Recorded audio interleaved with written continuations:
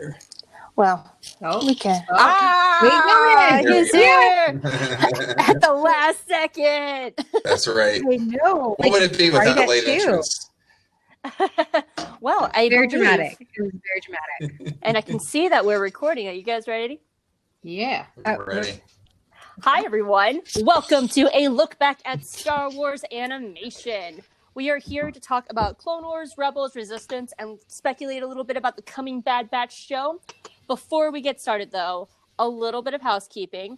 ForceFest is teamed up with Make-A-Wish this weekend, and as of yesterday, they raised $1,900 for Make-A-Wish, which is totally awesome. But our goal is $3,000. So if you're in the Get Vocal chat, look up here. There is a little blue diamond thing.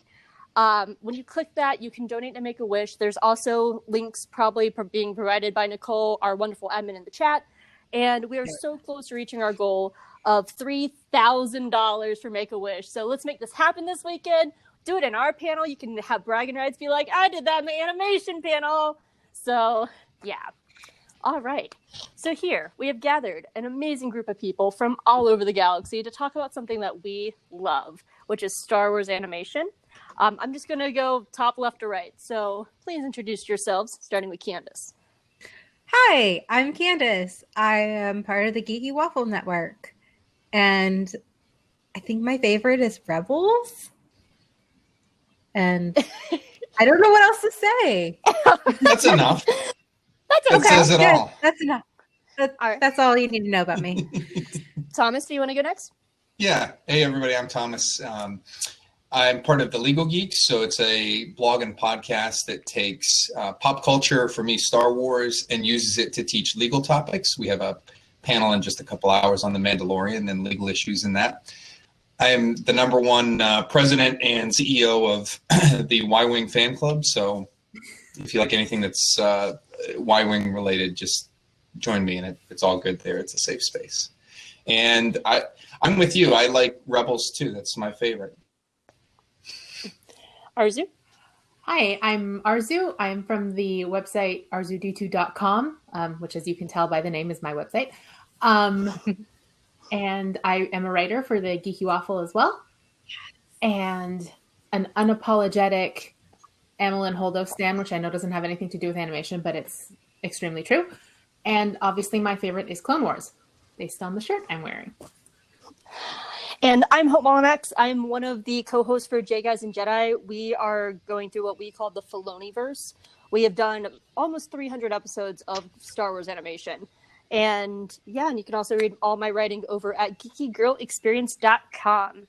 So we've decided to start with a little game. If you guys want to participate, you guys can do it in the chat. So we are going to play a quick round of Kill, Kiss, Marry.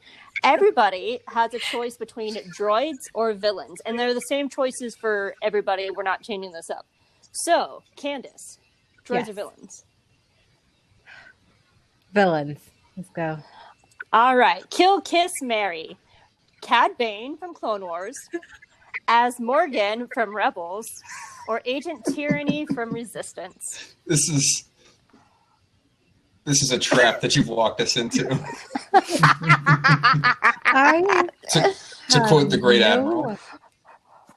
I don't know. I mean, obviously you're going to kiss as Morgan.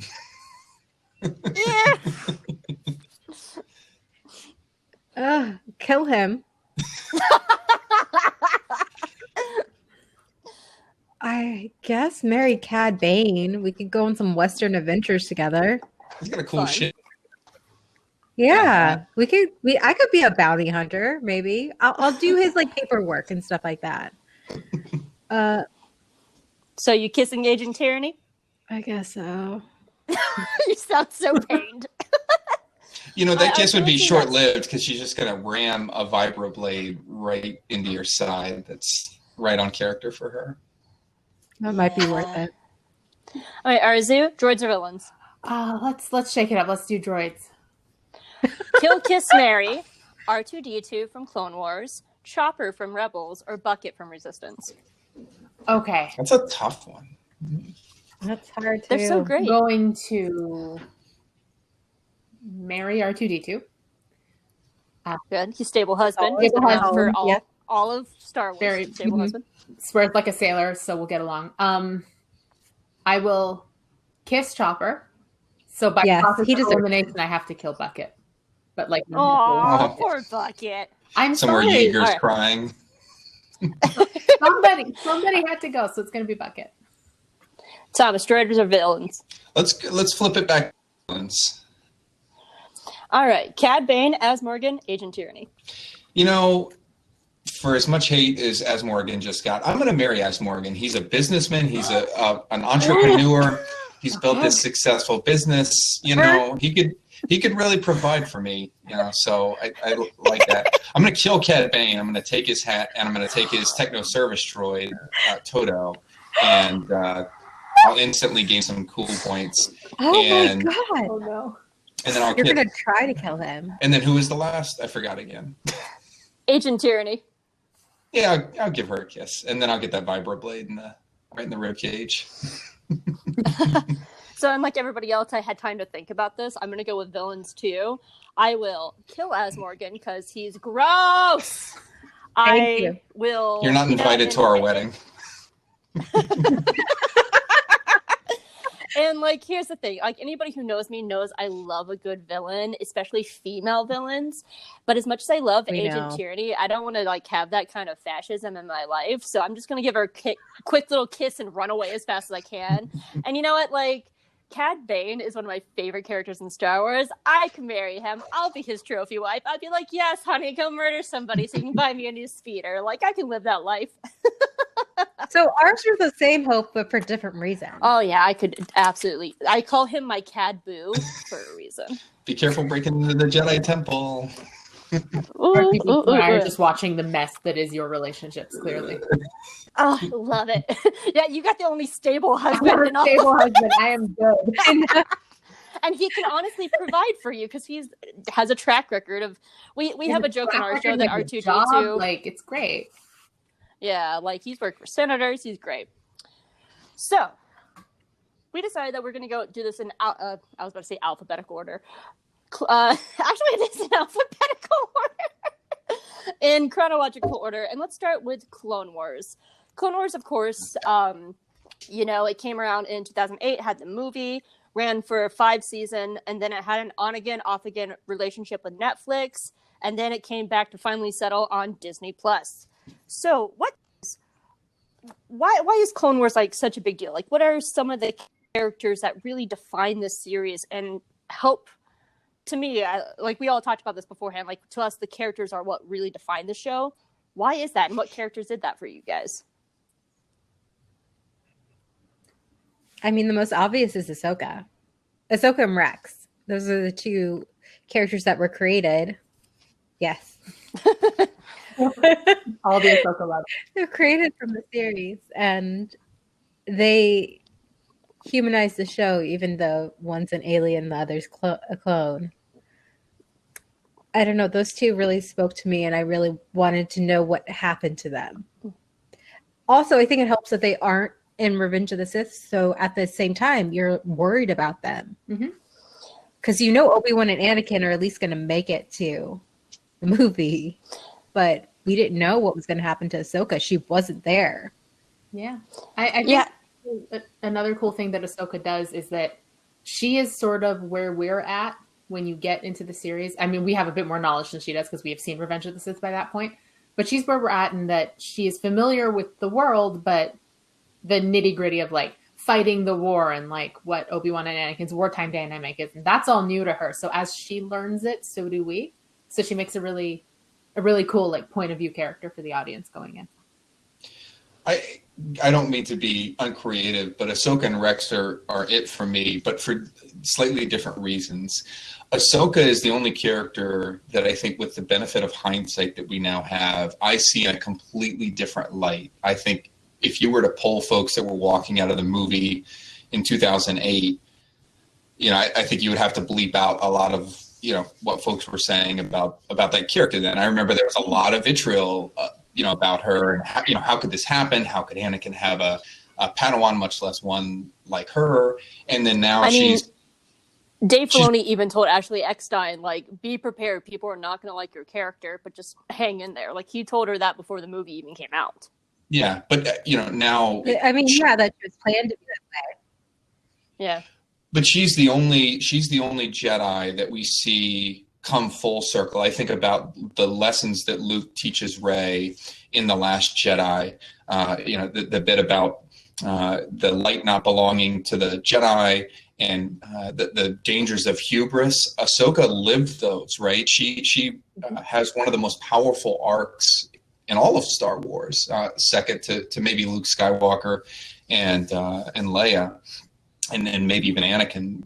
And then right alongside her, Rex goes from this sort of cookie cutter soldier that, you might remember him based on his armor, to somebody that lives and breathes the Republic and its values, and lives and breathes the Jedi Order and its values, falls out of that, survives Order 66 thanks to Ahsoka, and then eventually ends up in the rebellion. I mean, there's a reason that those two characters had the attention and the time spent on them that they did, and those are it for me. I think that's something that I think it was Candace said that they did so well was they had to give us original characters to care about. Because if the show was just about Anakin, just about Obi-Wan, we would always know the outcome. It would take away all the stakes and the tension, because there's an episode where Anakin and Mace Windu are trapped under a pile of rubble with bounty hunters coming, but we know they're going to be okay because they're in episode 3. So they were also so smart. Arzu's husband saved them. Listen, my man's a hero. Boy. But they were so smart to create these original characters because, for one, just from a narrative point of view, it gave us people to actually be scared up for. I remember just going even into Rebels, just being always constantly scared for Rex in Rebels. But the other thing is just giving the clones personalities. Like, they were taking these like faceless, nameless people in the movies and actually like getting us to care. I mean, Rex has such a great journey, but I would argue that Fives is one of the most important characters of all of Clone Wars. And we see that why he's so important in season 7. And they took these people and they showed that even though we are all genetically like, the same, we are all individuals as well. And that's kind of what they did with the clones as well. And it was just a really, really beautiful story.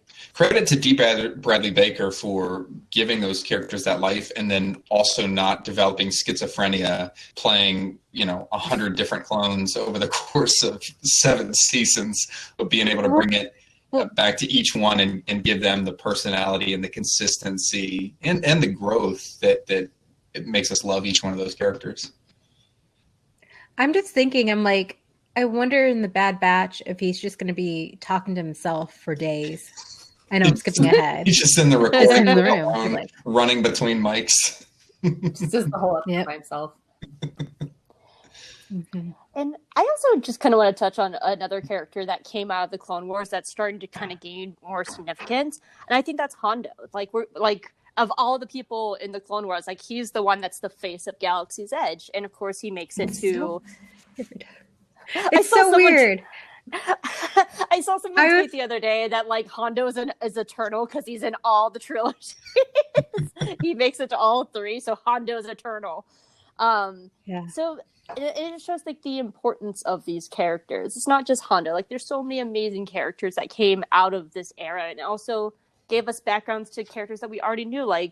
Clone Wars was the first time I actually gave a flying flip about Boba Fett. Mm-hmm. Come at me, Boba Fett haters. I hate him. Hondo's great, and it's amazing that we got to see him established in the way he was in the middle of a show like the Clone Wars, because it's very combat oriented.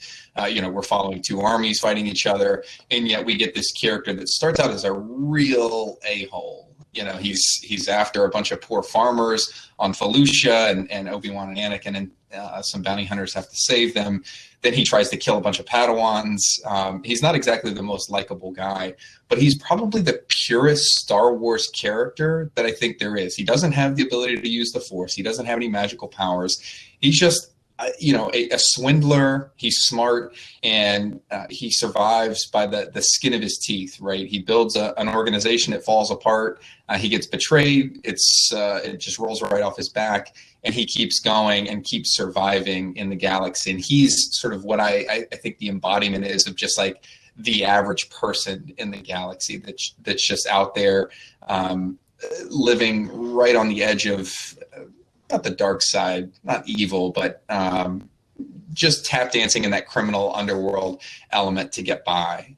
Mm-hmm. Now, to me, this is my personal opinion, I think Clone Wars is the most experimental of all the shows, because like one week we might have like a monster movie, one week we have sci-fi, one week we'll have like high fantasy with Mortis. In being part of this experimental kind of storytelling, we were able to get so many different kinds of arcs. So what kind of stories do you guys feel that really define Star Wars? What are some of your favorite arcs? Like what defined the series to you story-wise? To me, my favorite in any Star Wars, if it's a book, movie, whatever, I keep calling it the freaky Force stuff, but it's just like the Force stuff is my favorite part. So Mortis is a big one. And just anytime love of my life, Obi-Wan Kenobi is the focus, then those arcs are my favorite. So like anything on Mandalore with him and Satine, it's tragic, I cry, but those are my favorite bits of Clone Wars. So yeah, that's my. How do you say the planet? The Umbara? Umbara? Oh, Umbara. That one is when I was like, this is a kids show? Because what they dealt with having a rogue Jedi and the difficulties of doing what's right and following the rules was different. And that struggle, and that just showed like all like we were talking about the clones' personalities and how they are their own people. Is all the character driven ones are like what really gets to me. That one. That's a really good point, because up to that point, you had seen a little bit of an exploration here and there with like Cutlaw Kane and a couple other episodes of clones doing the wrong thing. You had Slick on Christophsis that betrayed their his fellow clones, but you hadn't seen a Jedi that had was really acting as a double agent. To see Pong Krell in that episode, especially like a Jedi that was as intimidating as dangerous as he was, that was really like amazing. He went from like, hey, this guy's just a bad general that doesn't care about clones, to like, oh no, they're all gonna die. Imagine if he made it to like the rebels, and he was like, Pong Krell was like an inquisitor, like that. He'd be a scary inquisitor. Yeah. I think it helps also, like, helps you understand why the Jedi were hated, or people were just willing to like forget about them, and also why they fell. Because like Revenge of the Sith happens in 3 days, and you're like, wait, what happened? Yeah. And it helps so much with the prequels. It really did. Like to me, I think Clone Wars does a really good job at analyzing the morality of war. You know, we're seeing it from all different sides. We see it from the Jedi, the clones, the Sith, politics, and everyday people. And it really shapes it to show like how war affects so many different things. Like you were talking about Slick. Slick's not wrong. You know, he's going, hey, the Jedi are using us as pretty much cannon fodder and slaves. We are slaves to this republic that in a war that we didn't choose. And he's not wrong. And it does a really good job of showing, why Palpatine's brilliant and why his plan was so smart.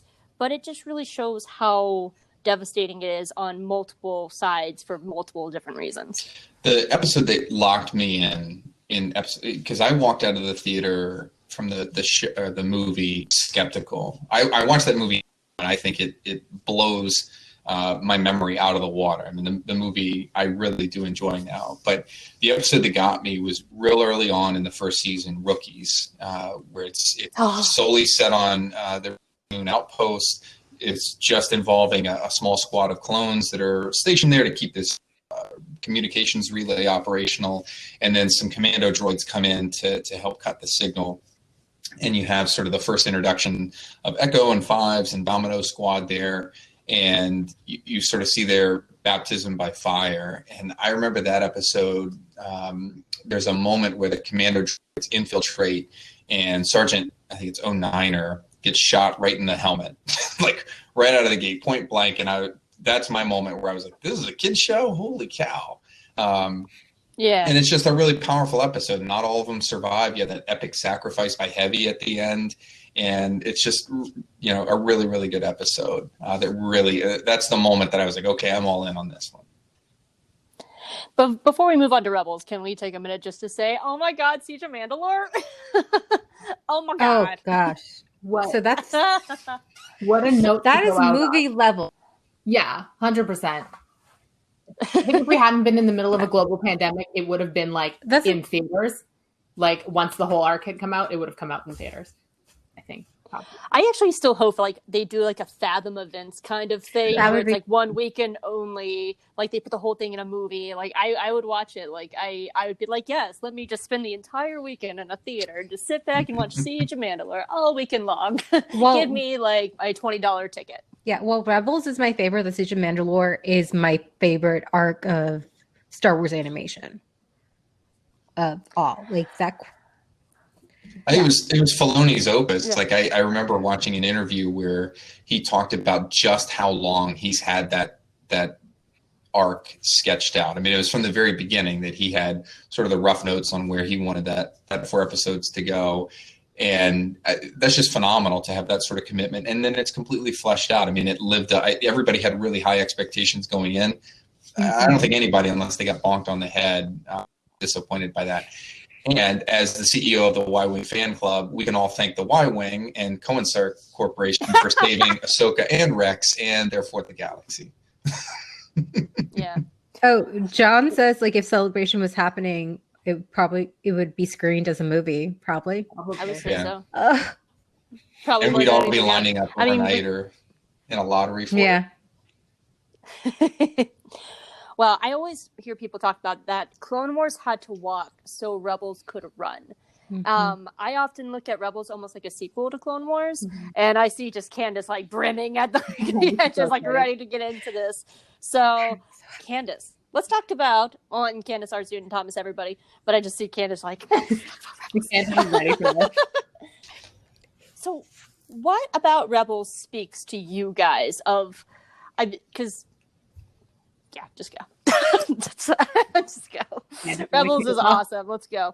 I should kick it off. I love the found family trope. So that is something that I always enjoy in fiction. And it's hard. Okay, so Clone Wars is great, but it's not consistent in quality. Well, Rebels is the quality.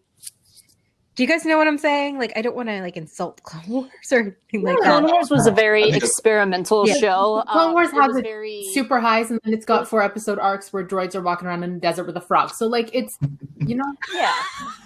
The difference is that Clone Wars was very episodic, Yes. while Rebels was serial. So it did have to like have those emotional arcs. While it was just like, what's on the roulette wheel for Clone Wars this week? Yeah, I love all those characters so much in Rebels. And I love that we get to explore their development and also their relationships.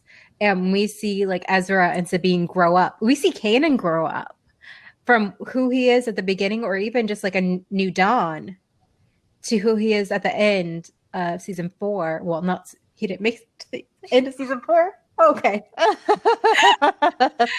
But it's just these characters, they're so real to me for being animated, and I don't know, everything. I love it. I will say that the marketing did not help. No. I did not watch it until I found out Ahsoka was in it at the end of season 1. Same. Because it That was me too. so kiddish in the marketing. They were like, "Oh, Ezra's got a slingshot," and everything like How that. many Melu runs will he steal this week? Hey, I like Fight or Flight. That's one of my favorite episodes. I do like it too. I like it too now, but yeah, it was not. No, it didn't help at all. Yeah. Okay. Sorry. I have a lot of feelings, and that was a lot of word vomit right there. Well, I tend to agree with Candace in the tone of Rebels. Like, as much as Clone Wars is still my favorite, Clone Wars is trying to juggle, like Hope said, the Jedi and the Sith and the clones and the people and the politics and all of that in this really huge conflict that turns out like that winds up defining the galaxy. Whereas like Rebels is extremely focused on this tight-knit group of people and how the fall of the Empire is affecting this group of people and what they're doing about it. So it's got a much smaller focus, which I think benefits it. Like they're still having a galactic impact in the work they do, but it's just about them and it's just about how it affects them. So it feels like a more intimate story, which I like, and like about their interpersonal relationships, and they're really given the time to develop that. Also, it's very planned out. Yeah. Mm-hmm. I think that was actually probably their strongest point, because instead of he plants the seeds. Yeah, he just planted seeds everywhere. And it's like, oh, it grew. Space whales? What? That's a filler episode, right? Right? They're like, yeah. Go ahead. Hope. Oh no, I was just going to say, with Arzu's points, I think that's probably one of the smartest things they did is they spent the majority of the first season with new characters, letting us get to know them as people before expanding us into the wider universe. Because if they came out of the gate with Ahsoka and Rex, it would have been the Rex and Ahsoka show.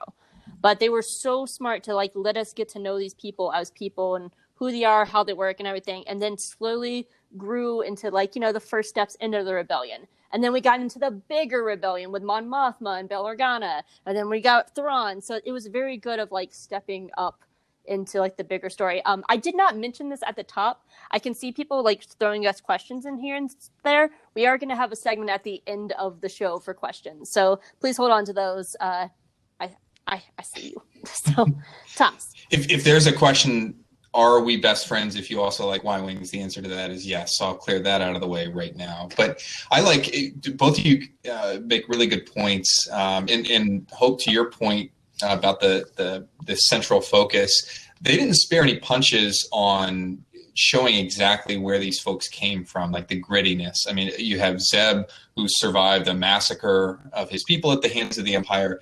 You have Kanan, that within a few episodes, you see the baggage that he carries as a former Padawan, and as he steps into the shoes of mentor to Ezra. You have Ezra, who lost his parents. You have Hera, who's trying to keep it all together and also maintain herself and her identity and find out, discover her, her own path as a leader through all of this. And then Chopper, who crashed and has PTSD at the hands of a Y-Wing. So everybody's got like real rooted, a real rooted past and a conflict that they're dealing with, and they deal with that right out of the gate. So there's not like, people can point to this that have never seen it and say it's a kiddie show, and I just point to them to 2 or 3 episodes out of the gate. But I think the thing that gets me, I love Rebels the same way, for the same reason I love Rogue One, and that's because it makes the rebellion feel real. In A New Hope, it's just this black and white. They're these good guys. They run into a little bit of challenge in terms of the Death Star. There's some high stakes there, but there's not a lot to it. You don't get this peek at who the rebellion is and the struggle that they face really until Empire Strikes Back, when their backs are really against the wall. But here you see the grit of the rebellion. You see exactly how precarious their situation is in. You get to see, the formation of some of its pillars, like the rescue of Mon Mothma. You get to see exactly, how close it came to fail, just in terms of these individual cells coming together. I mean, the moment between Saw Gerrera and Mon Mothma as they shout at each other, well, not really shout at each other, they're arguing over the means and methods of warfare that the rebellion chooses to use versus the partisans. That's real stuff. That's stuff that happens, and I'm an Army officer by trade. That's stuff that happens in the real world. And you're getting that in a show that's targeted, primarily at teens and young adults. That's phenomenal background, and I think it changes the way you watch all of the movies, and it makes it that much more meaningful when you watch that briefing room scene in A New Hope, and like, this is about it. They've suffered a lot of losses just to get to this point, to be able to muster 30 ships against the Death Star. So I really love that grit that it provides. I also, like I said at the top, anybody who knows me knows I love a good villain. And something that I appreciated so much with Rebels was it showed us a look at the Empire on so many different levels. We saw it from the lower officers. We saw the dark side of the Empire as well. Oh no, we lost Thomas. Come back. Oh no. Oh wait. And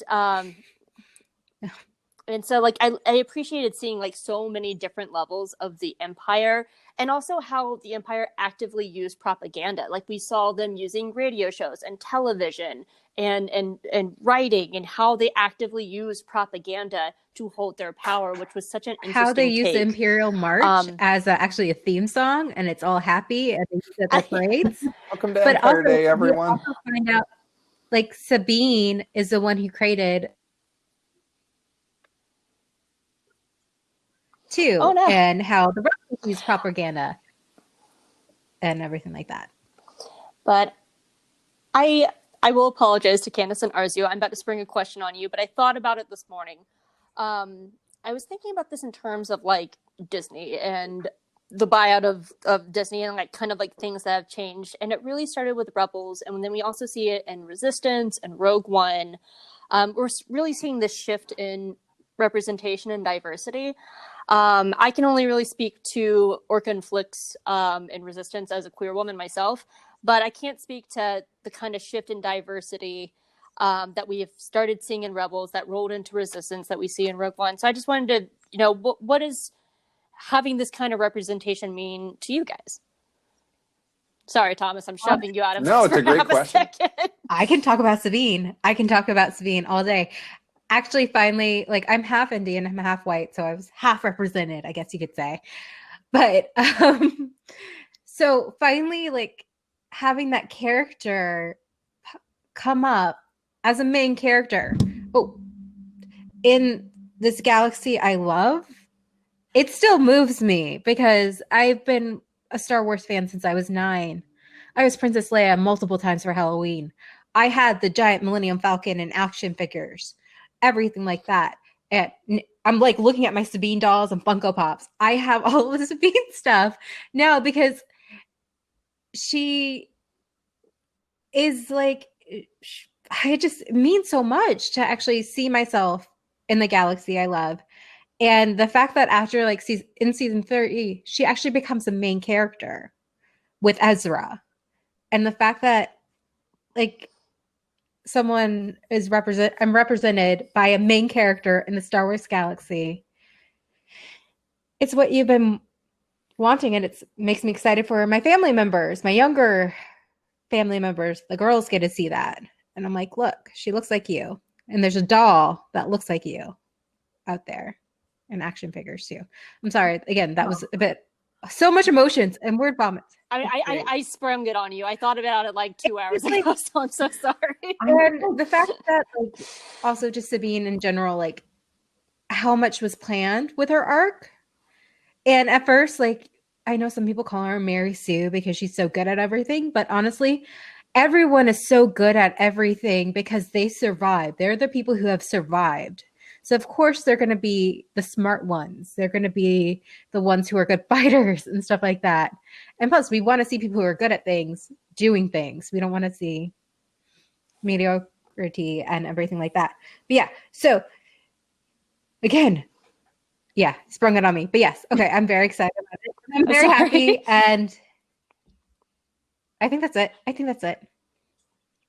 What about you, So Arzu? I am very envious of Candace. I know. I felt so bad when I was talking about it, Arzu. My whole thing, like, I keep saying this to everybody, is like, people like Candace, or like when I see it in other, like when people talk about like Rose Tico or whatever, I know that's live action, but seeing themselves represented in Star Wars, I am extremely envious, because it's been 42 years and there is not a single woman who looks like me anywhere in Star Wars. So, like, we've got, I think, one South Asian man and we've got one Middle Eastern man.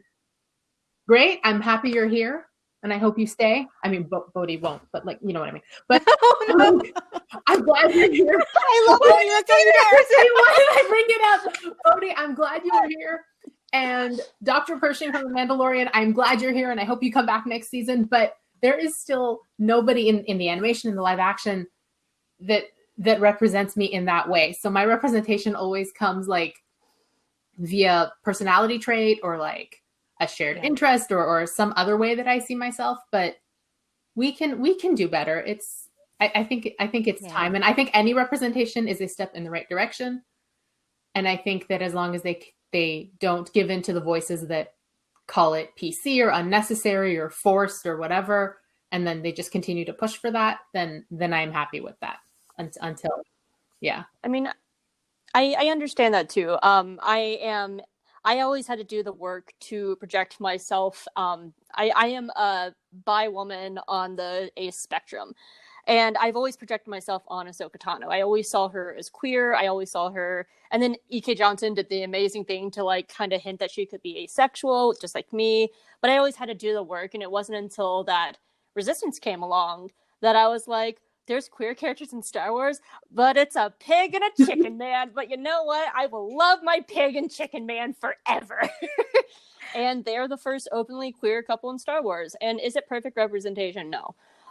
It's actually not great queer representation, but trying and failing is better than not trying at all. And so I have to. There's so many marginalized people who just love this story, who are wholeheartedly prepared to throw their energy, throw their money, throw their passion behind characters they feel represent them, like Candace and her. I have a Sabine. Like we are here. We are ready to just be with these characters and to support these characters and to talk about them nonstop. But you have to give them to us first, and not like headcanons are cool, but not everybody shares your headcanon. So it'd be nice to just officially be like, no, really, this person looks like me, and you can't take that away from me. What I've seen with a lot of Sabine, like people, at least because she's animated, and even though Tia, who voices her, is Indian, I see a lot of like Asian people just like, they take ownership of her, and I'm like, that's great if you see yourself in her. So, I mean, it's good that there's a character out there that people, same with like Ezra and Kanan, like people can see themselves in the animated characters more, because it's not like straight out, they're not exactly who they are played by. And even though I feel like those three look kind of like their characters a little bit in a way.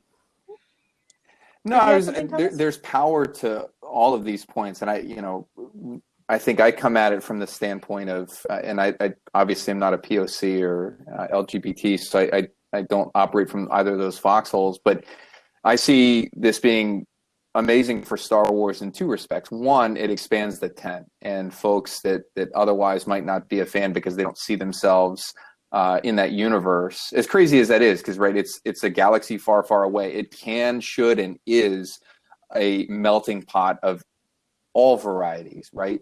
But it expands the fan base, and like, why as a fan would I not want everybody in the fold on this fandom? I don't want you like going and watching Star Trek or some other franchise. I want you here as a Star Wars fan, because this is a family, and I want folks to enjoy exactly what you guys are describing here, the ability, just as I have, to see myself in characters. I've just had the advantage as a white straight male of having it for 40 plus years in characters like Luke and others. But also pretty much like 90% of the characters. Right. Yeah, exactly. I'm just joking. But like canonically, because I'm not. We're here to take it from you. No, that's the thing, is that Star Wars is trying really hard to get to the like Asian market, like China and India, but you got to put a little bit more effort into that if you want to get that box office. Yeah. But I look at it as well as a huge advantage canonically, because I look at what somebody like Sabine and her arc did for the thread and the fabric of Star Wars Rebels. You don't have the Mandalorian culture properly represented if it's not properly represented, right? If it's just a bunch of like white gals and girls often, that just doesn't make any sense for the entire galaxy as a whole. and you can lose me with these arguments that people make about like, well, it should be about the actor and their skill and not about this, that, or the other. Like, no, like I'm going to fully dive into this nerd pool and say that if like I want to see Star Wars properly reflected, and that means having a diversity of characters of all races, of all creeds, of all beliefs. That's how it is. That's how it should be. And I don't want Star Wars without that. I think one of the best things, I know it's not animation, but one of the best things Mandalorian did is the line that Mandalorian isn't a race, it's a creed. I'm like, great. The door is now open for anybody and everybody, casting-wise, to potentially be Mandalorian. Hey, have to keep... Baby Yoda is a Mandalorian right now. It's true. So anyone can be. Canonically, that's accurate. To have a tiny helmet. Give him a tiny helmet. He was adopted. Yeah. So that is like, So that's the great thing about the Mandalorian is like literally anyone, even though they don't seem that fond of aliens. Well, they shouldn't even be called aliens. Okay, that's a whole nother tangent about Star Wars. I really hate to just keeping an eye on time.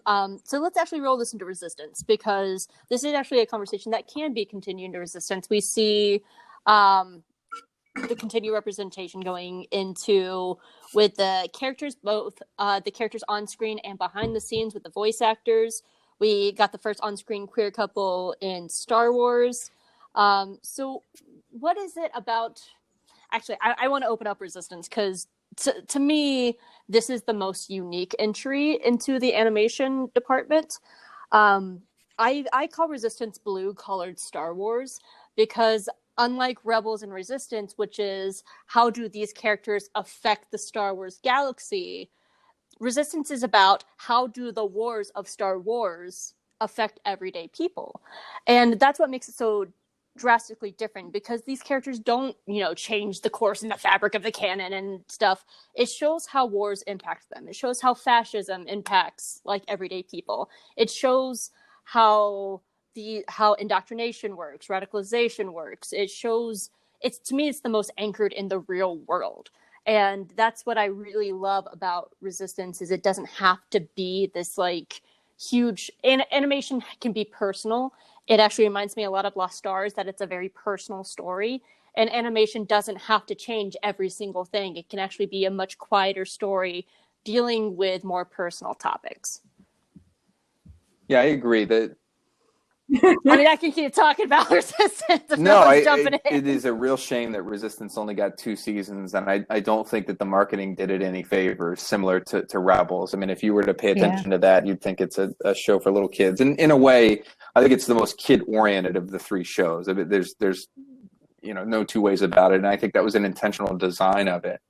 But the point you make, Hope, about real people, I mean, the cross-section of folks on the Colossus, and the juxtaposition of the folks that they face on the other side in the First Order, that's my point. Like, that's the galaxy, right? If you were to transport yourself right now and not to cross the streams in Star Trek, but beam yourself into the galaxy far, far away onto a platform like that in the Outer Rim, like that's what it would look like, right? Not just a bunch of Wedge Antilles, walking around the platform. And I think that's one of the powers of the show, because somebody like Niku and somebody like Kaz find each other, and it's just pure Star Wars, the way they interact, the relationship that they build, the conflicts that they run into over the course of the show. I think my centerpiece is Tam for this show, and if I were to make one argument as to why you should go watch Resistance immediately if you gave it a pass, Tam Ravora and her arc of, and I don't mean to spoil it for anybody, joining up with the First Order and then eventually questioning her decision about whether to do so is a more powerful story arc than almost anything you see on screen. I think it's certainly a more powerful arc than Finn's in the sequel trilogy, and I would challenge anybody that, and I'm a big Finn fan, but I think it displays the sort of moral tug of war that's inherent in somebody like that's grappling with fascism and whether to be a part of an organization, whether that organization is evil. With it captures it with more accuracy than I think virtually any other episode or show does, or film for that matter. I wonder if the placement of Resistance to I don't know if I'm remembering this correctly, but it sort of came out concurrently with the sequel trilogy, right? Right. So I'm wondering if it wouldn't have made more sense to have that come out now, because it's like with Clone Wars, you've let the story finish on screen, then we can go back in TV and sort of dive into how the little people, how the everyday people, how these different groups played a part in getting to this big culmination that you've all seen already.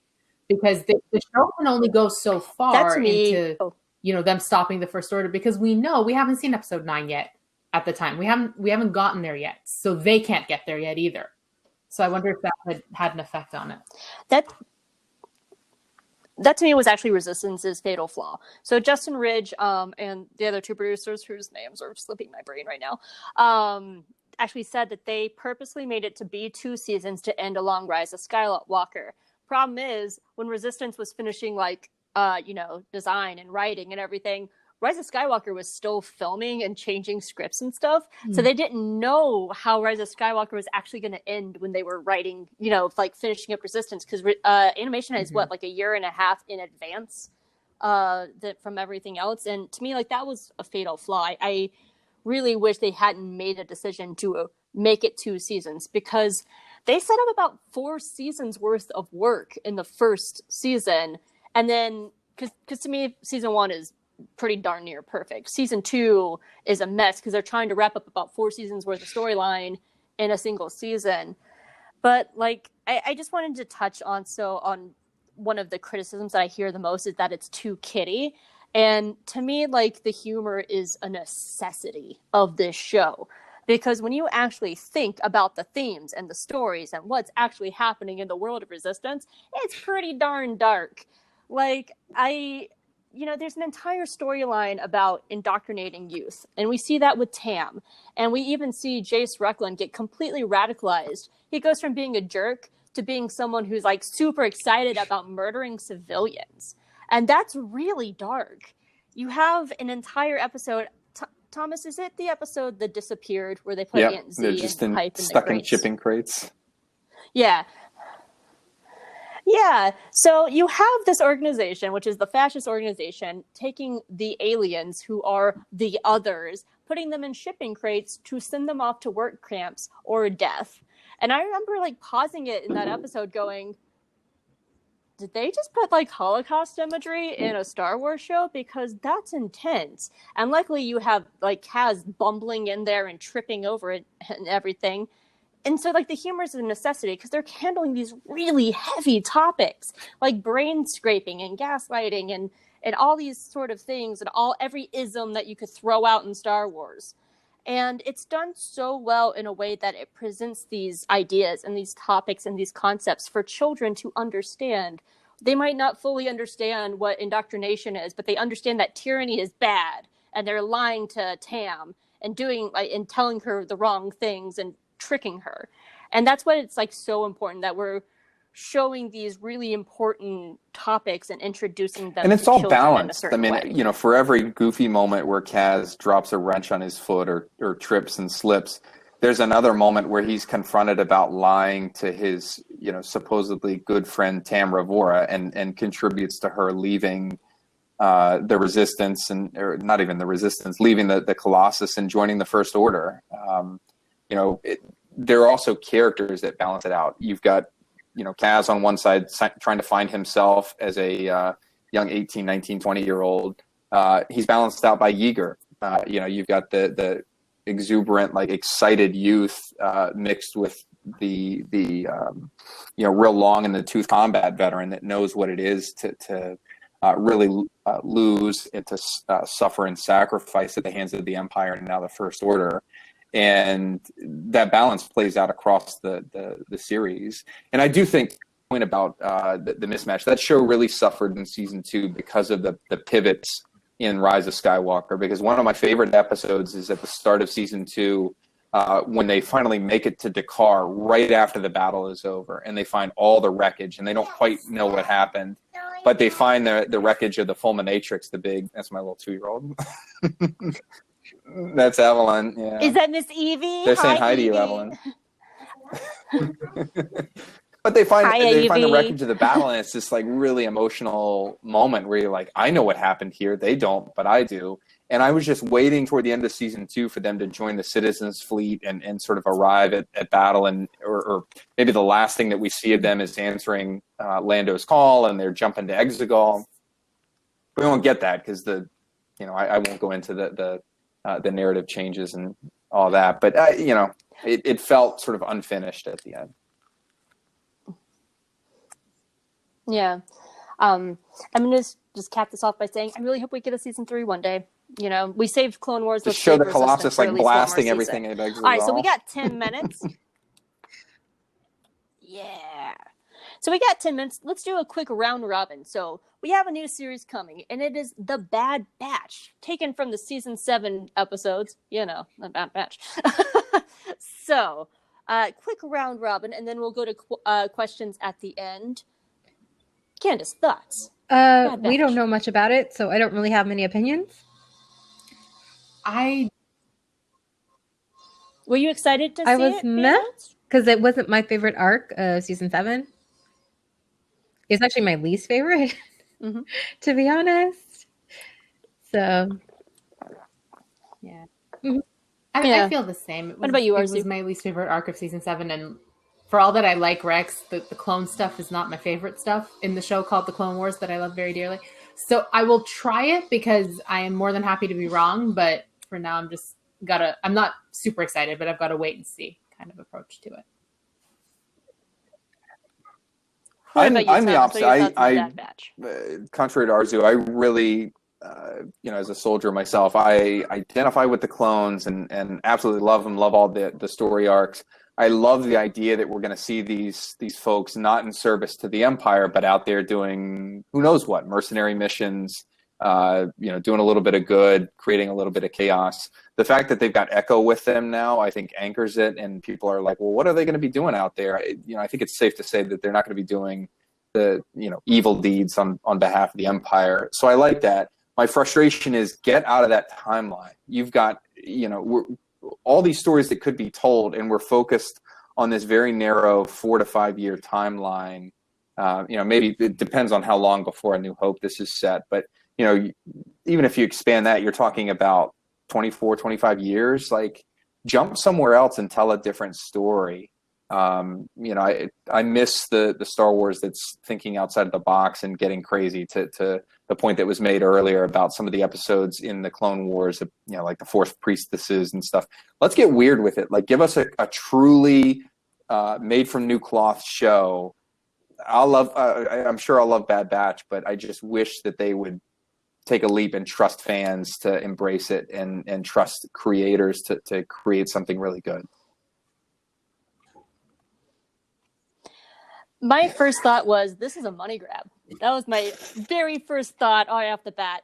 But then the more I thought about it, I think they could tell a really interesting story where I think Resistance set this up with telling very personal stories. Imagine this, episode 1, it opens. The Bad Batch's chips have been activated. They went through Order 66 and they now work for the Empire. And then we see the early days of the Empire and everything's just like, ooh, everything's evil. Oh God. And then Rex comes and he breaks them of their programming. And then you have these people who had been pretty much slaves their entire lives, fighting for the Republic in a war that they didn't choose. They are now part of the Empire that they don't choose. And now they have this ability to explore for the first time what it means to be free men. I want to see some romance. Is Wrecker like a lovely person? Like, does he, is he like the best romantic one of them all? What did these clones who have been slaves their entire lives now have the ability to have freedom to explore what that means? And I think if they make this a very personal story, it could be very powerful because they could deal with PTSD. They could deal with their own mental health. They could deal with their mistakes of Order 66. They could deal with so much, and it could be a really powerful, very progressive story if they let it. If it's just like QQ war stuff, I'm just going to be like, they were just trying to save money and have one voice actor for the whole show? I read somewhere, and then I can never find it again on the internet, that this was apparently in development alongside season 7. So I honestly don't know. I feel like it might be a fill-in for another series. Yeah, but yeah. I mean, honestly, be bold. Make one of them queer. Let one of them be gay, and then let the brothers be very supportive of this. Like, they could do something really great. Make Record a big old bear. Okay, so we got about 6 minutes left. All right. Make it gay. We got 5 minutes left. Hit us with our questions. I see one. Favorite Kevin Kiner music. This is from John Lang. For me, it's Rebels 2. Yes. Or the Ahsoka's theme. Can't help but to wonder if he planned for the Clone Wars finale. So, guys, what is your favorite? Sabine, the Trial music? of the Darksaber. That music, when that just like pops into my head. I have listened to that when I'm trying to work, and I'm just like, yes, I feel this music. Is it bad that I can't pick out any one individual track? Yes, Arzu. I'm sorry. This whole thing has been a lie. I know she's just here because she likes RTG2. I'm a droid. I don't know what to say.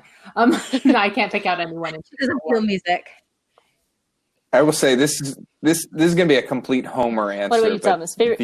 In my opinion, best track on the season 7 soundtrack is called Y-Wing, and it's the track that plays as they escape the Star Destroyer. It's really phenomenal. Ignore the fact that it's called that if you're an X-Wing or a TIE Fighter fan, and just listen to it. If that doesn't get your blood pumping and like ready to go out and fight the Separatists, then I don't know what will. Defeat it. Yeah. For me, it's Into the Star Cluster, when the Callus and Zeb episode where they find Zeb's people and they're flying into that gorgeous star cluster. Like, that just gives me the feels every single time. Such an amazing it's a gorgeous and the piece music. of music. Yeah. This is from Jacob in the Galaxy, and I think this is a question I've thought of, and I think it's a very messy answer, and there's not an easy answer to this. Thoughts on David Oyelowo having a part in Rebels? He played. Is he African British? Is he African British? Yes, he's African British. And he ended up playing a white character. Our thoughts on this, because I've thought about this, because I would love to see Callus in the Cassian Andor show, but there's just not a good, clean, easy way of doing that without addressing some things. Okay, since there's not that many roles for minorities, I am okay with people taking parts like that. I love his voice. If you haven't seen Selma, see Selma. He plays Martin Luther King in that. He's an amazing actor. I feel the same as Candace, just because there aren't a tremendous amount of roles for POC actors. I don't mind yet another white blonde Imperial being played by a POC actor. David Oyelowo's voice. If I get a chance to hear that for 4 seasons, I am A-okay with that. His voice is, oh gosh, okay. Yeah. They went like full classic Imperial with Callus's design too. Like, I think the only other mutton chopped Imperial is like Chief Bast in A New Hope. It's a British. I think you have to be British to be Imperial. Yeah. I think if we ever saw, because I'm a total Fulcrum stan. I love all the Fulcrums, except for the addition of Saw Gerrera, which is a weird one for me. But if I saw Callus in the Cassian Andor show, I think they could absolutely do it as a hologram, because then it could still have the animation quality to it. I think that would be a really good way to get around that and still have him be part of live action, have him be part of the show. But yeah, my friend I've talked with her a bit, and she was just like, you know what? If they want Callus in the show, just let David play him. So just and don't even like explain it. So, all right. So we have 1 minute left. Sorry, we didn't take as many questions.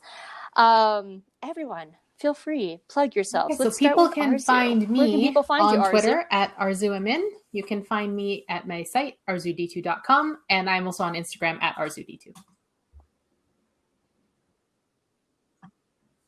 What about thegeekywaffle.com, Candace? geeky_waffle. Also on Twitter, just me is Candace is a geek. So yeah. You two with your uncreative What Twitter about you, handles. My Twitter handle is the peak of creativity at Thomas L. Harper. Me 10 years ago for thinking up that gem. And you can find the Legal Geeks at thelegalgeeks.com. Yep, at 5 o'clock, the Mandalorian And you also have a panel legal later issues. today.